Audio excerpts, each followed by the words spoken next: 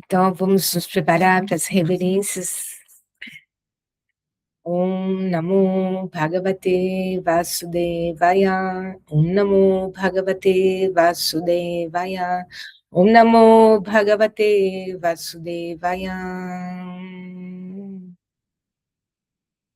Estamos lendo o Srimad Bhagavatam, canto 1, capítulo 17, Punição e Recompensa de Kali. Eu vou colocar aqui eu vou ler o português e depois eu vou ler do WhatsApp, eu vou ler o sânscrito. Então, verso 14, qualquer pessoa que faça seres vivos inofensivos sofrerem deve temer-me em toda e qualquer parte do mundo. Refreando os canalhas desonestos, beneficiamos automaticamente os inofensivos. Repetindo, verso 14. Qualquer pessoa que faça seres vivos inofensivos sofrerem deve temer-me em toda e qualquer parte do mundo. Refreando os canalhas desonestos, beneficiamos automaticamente os inofensivos. Verso 15. Um ser vivo arrogante que cometa ofensas ao torturar aqueles que são inofensivos será diretamente eliminado por mim, mesmo que seja um cidadão do céu com armadura e ornamentos. Repetindo.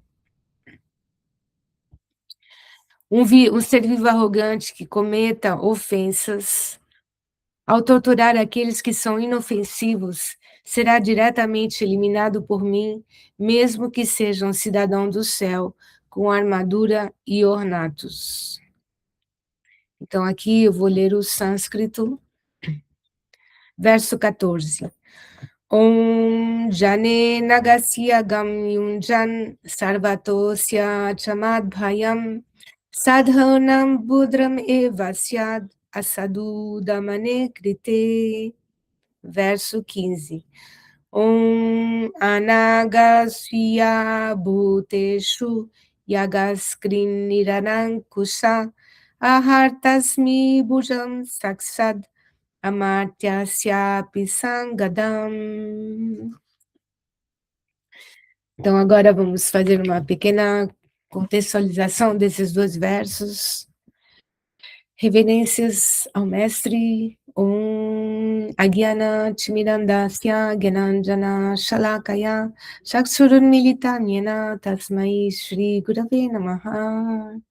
Embora eu tenha nascido na mais escura região da ignorância, esta manifestação Jagat, que é cheia de ignorância sobre a meta suprema da existência, o mestre espiritual abriu meus olhos com a luz da tocha do conhecimento.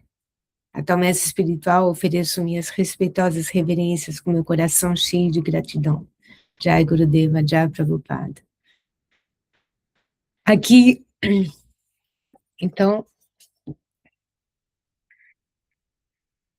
nesses dois versos do Bhagavatam, onde Maharaj Parikshit, ele está revoltado contra a atitude, como ele chama, né, esses canalhas, que estão trazendo sofrimento e desgraça e maldade, violência no seu reino. Que Maharaj Parikshit era um dos últimos, talvez o último, dos imperadores, dos governantes védicos, que eram seres extremamente elevados, puros de coração, cheios de amor e de compaixão. Eles exerciam exatamente de forma correta, perfeita, o seu dever como governante, porque um governante, ele tem o coração maternal, o dever dele é proteger todos os cidadãos e contribuir para que todo ser humano no seu reino, que no caso Maharaj Parikshit, naquela época, né, que ele falava que era o governador do mundo, que cada ser humano, como eles eram conscientes, eram seres totalmente iluminados e conscientes da meta da vida humana, Então, o dever deles era contribuir para que cada ser humano ele possa evoluir, possa se desenvolver, para que nessa vida ele possa romper com o ciclo do samsara e despertar no reino de Deus. Ele era consciente da meta da vida humana e da responsabilidade que ele tinha para com os seus súditos, né, no caso, cidadãos, podemos dizer. Então, ele está sendo muito, assim, né, muito firme quando ele fala assim: qualquer pessoa que faça seres vivos inofensivos sofrerem deve temer-me em toda e qualquer parte do mundo. Refreando os canalhas desonestos, beneficiamos automaticamente os inofensivos. Então, o sentido de proteção dele é como um pai, né, muito forte. E ele estava disposto a matar, a eliminar toda e qualquer violência e, assim, atitude que pudesse causar violência e mal a qualquer, não só ser humano, a qualquer ser vivo, né, do reino. Então ele fala assim que, no segundo verso, ele fala que um ser vivo arrogante que cometa ofensas ao torturar aqueles que são inofensivos será diretamente eliminado por mim. Ele é bem categórico, né? Ele não é sentimental. Ele é como um mestre realizado, né? Um mestre realizado, ele fala assim, mas não com essas palavras, claro. Ele cometa ofensas ao torturar aqueles que são inofensivos, será diretamente eliminado por mim, mesmo que seja um cidadão do céu com armadura e ornatos. Então,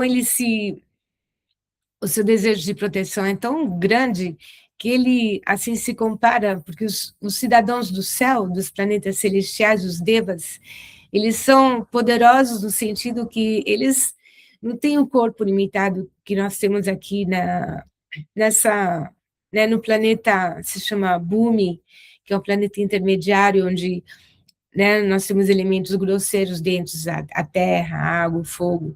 Nos planetas celestiais, as almas que vivem lá, elas têm muito mais poder no sentido que elas são muito mais avançadas, né? Elas dominam todas as tecnologias, as energias de todas as galáxias. Eles são muito mais poderosos que aqui. Mas ele está imbuído de um sentimento tão forte de proteção e né, de querer, assim, eliminar tudo que está causando violência no reino, que ele fala, mesmo os cidadãos do céu, eu sou capaz de eliminar algum deles que fizeram ofensa ou violência contra os habitantes do reino. Então, nós podemos fazer uma analogia com a nossa mente. A mente, ela é como esse ser que é ofensivo, violento e que está causando violência aos seres inofensivos, né? Que no caso é a vaca, o touro.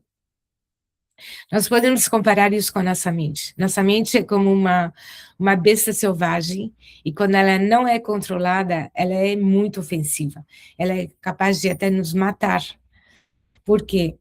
Primeiro que ela nos desvia do caminho do conhecimento, da sabedoria, do autocontrole, e ela nos leva para tudo quanto é vício, né? Os vícios que a gente vê na entrada na era de Kali, que são predominantes hoje em dia no planeta, nós temos tudo dentro, né? Como se diz, né? Os cristãos católicos dizem que a gente tem um anjo e diabo dentro, mas é isso mesmo, só que no caso dos Vedas, a gente não fala de anjo e diabo.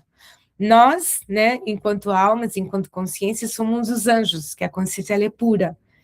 E quem é o diabo, no caso, seria a mente descontrolada, influenciada pelos modos da ignorância, da paixão, dos desejos, sentimentos mais baixos, né, que é explorar, o narcisismo, o egocentrismo, a exploração, os desejos, né, a luxúria, assim, sem controle, egocêntrica. Então, tudo isso eles matam eles matam o anjo, que somos nós, né? Eles cobrem totalmente a consciência, e a consciência ela vai lá embaixo, vai lá, né? E para tirar ela dali depois, quando ela está totalmente coberta pela ignorância, pela paixão, é muito difícil, né? Então, por isso que um mestre realizado, né, como no caso Maharaj Parikshit, esse imperador, ele está tomando o lugar de um mestre realizado. O mestre realizado, na verdade, é você, eu. Nós temos que ser como mestres realizados para nós mesmos, para começar com nós mesmos. Então, nós temos que, se nós queremos nossa felicidade, nossa paz, nós sabemos que só com paz interior, com os sentidos controlados, com a mente controlada, nós podemos avançar no caminho da autorrealização. Então, nós temos que ser muito estritos, né? Porque a gente se fala assim que a austeridade, tudo que é assim, que você quer impor aos outros, não impor, mas tipo, você quer pedir aos outros, você tem que primeiro mostrar o exemplo e começar com você mesma. Então, se você quer exigir limpeza, exigir assim obediência e assim controle, né, dos outros, você tem que começar com você mesma. E você tem que ser muito estrito. Por isso que o mestre realizado, ele às vezes dá a impressão que ele é tão pesado, né?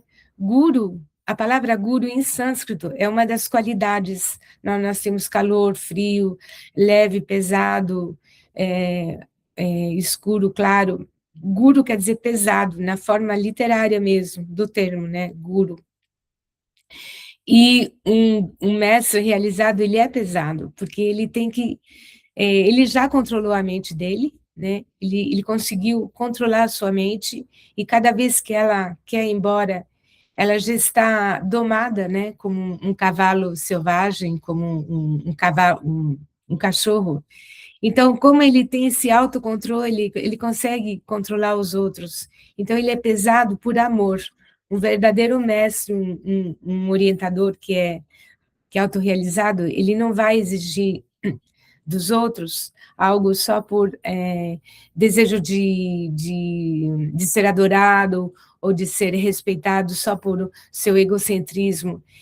A única motivação dele é por amor, é como ele vê todas as almas como crianças, como suas crianças, e ele sabe que as crianças elas são indisciplinadas, desobedientes, e ele faz isso com amor, como a mãe. A mãe, ela educa as crianças com ternura, mas quando é necessário, ela é muito firme, ela é dura, porque a criança é como nossa mente, é totalmente descontrolada e indisciplinada. Então, no caso, nós temos que nos tornar mestres de nós mesmos. É a primeira condição para a gente poder libertar um grupo. Se você quer libertar as pessoas da sua família, ou os amigos, ou se você é uma professora de escola, ou você lidera um grupo, você não pode liberar ninguém se você não libera primeiro a você mesma. Então, por que temos que ser muito, assim, exigentes com a nossa limpeza, tanto interna, quanto a limpeza que nos rodeia? Então, a limpeza também passa pela veracidade, tudo que você faz, que você pensa, você tem que agir da mesma forma, né? Os budistas falam isso também. Corpo, mente e alma têm que estar alinhados. Tudo o que você fala, o que você pensa, você tem que atuar da mesma forma. Isso é mostrar o exemplo. Você tem que começar por você mesma, né? Porque quando você está no quarto sozinha, ninguém está te olhando. Mas quem está olhando? Você sabe, né? A gente sabe.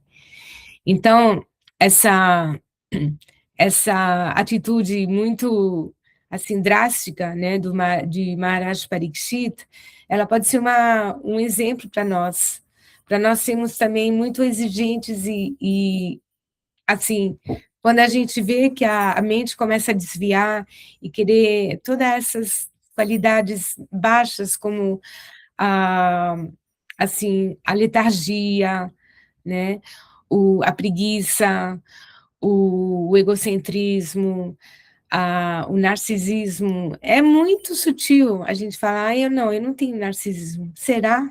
Eu não tenho egocentrismo, será? A gente tem resíduos, mesmo se a gente já purificou bastante, ainda tem resíduos, porque a gente tem que pensar que não tem só essa vida, tem aquele que a gente carrega de muito tempo, todas essas contaminações. Então, até purificar esse falso ego, né? Essa identificação com esse personagem atual, até purificar, leva tempo, não é do dia para a noite. Aliás, é a parte mais difícil, mais demorada, é essa limpeza. Não é, às vezes, se começa a limpar a casa e parece que não acaba nunca. Quanto mais você limpa, se encontra mais coisa, né? Mais poeira e mais isso e mais aquilo. Mas é assim mesmo. Mas, ao mesmo tempo, você vê um reino que está controlado e tem um governante forte, os cidadãos, eles são prósperos, têm paz, têm harmonia, têm felicidade, né? A gente vê nas cidades que a gente mora, por exemplo, eu moro numa cidade interior, e tem ainda relativamente uma certa ordem, uma certa justiça, assim, né? Os governantes são relativamente... É mais fácil de controlar em cidades pequenas, né? Então, a gente sente mais essa harmonia, essa paz, que em cidades muito grandes, onde tem muito... A era de Kali é muito mais presente, né? Os vícios, a decadência, a degradação. Então, tudo isso a gente tem que levar em consideração para nós podermos caminhar nesse caminho de uma forma harmoniosa, com paz, pacífica. Nós temos que ser muito sempre atentos, né? Quando a gente vê um ser assim, que está fazendo violência contra nós mesmos, que seriam todas esses vícios, né, da nossa personalidade, do lado contaminado que nós temos, imediatamente nós temos que ser como Maharaj Pariksit, temos que eliminá-lo do nossa, da nossa, da nossa aura, né, da nossa convivência. E só assim a gente vai poder eliminar dos outros. A gente vendo isso em nós vamos ser capazes de ver isso nos outros. Quando você não é capaz de ver isso em você, alguma contaminação, como é que você vai ver nos outros? Não dá. Então, você tem que começar por si mesmo, ver as contaminações em si mesma, eliminá-las, né? Assim, arrancá-las da raiz, né? Porque senão elas voltam. E assim você vai poder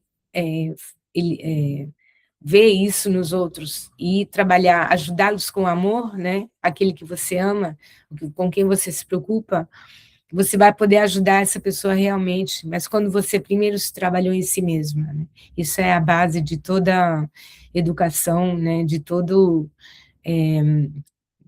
assim, a base da educação e da evolução é isso. Primeiro, autocontrole em si mesma, para depois poder ajudar os outros em volta de si. Tá bom? Então eu vou parar por aqui. Muito obrigada pela atenção de vocês, a associação maravilhosa de vocês.